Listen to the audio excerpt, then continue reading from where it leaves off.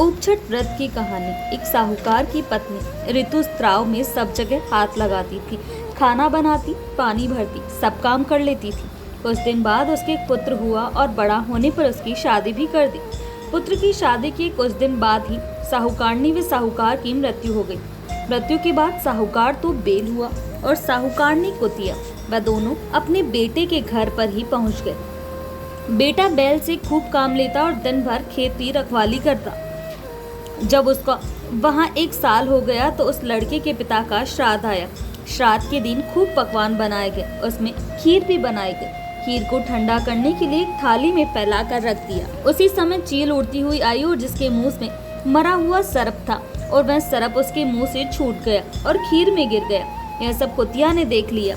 कुतिया सोचने लगी कि जो कोई भी इस खीर को खाएगा वह मर जाएगा, अतः अब क्या करना चाहिए। कुतिया ये सोच ही रही थी कि भीतर से लड़के की बहू उठकर आई तो कुतिया ने खीर में मुंह दे दिया। जब लड़के की बहू ने देखा तो कुतिया ने खीर में मुंह दे दिया था तो वह डंडा लेकर कुतिया के पीछे भागी। भागती कुतिया ने उसके ऐसा डंडा मारा कि उसकी पीठ की हड्डी टूट गई। जब रात हुई तो कुतिया बैल के पास आई और बोलने लगी, आज तो तुम्हारा श्राद्ध था, तुम्हें खूब भोजन मिला होगा।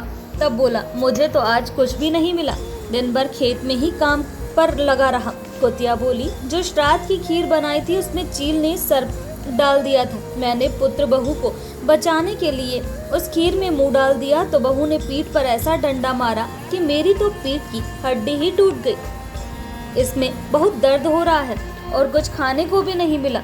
यह सब बात बहू ने सुन लिया। उसने कुतिया व बैल की सारी बात अपने पति से कही।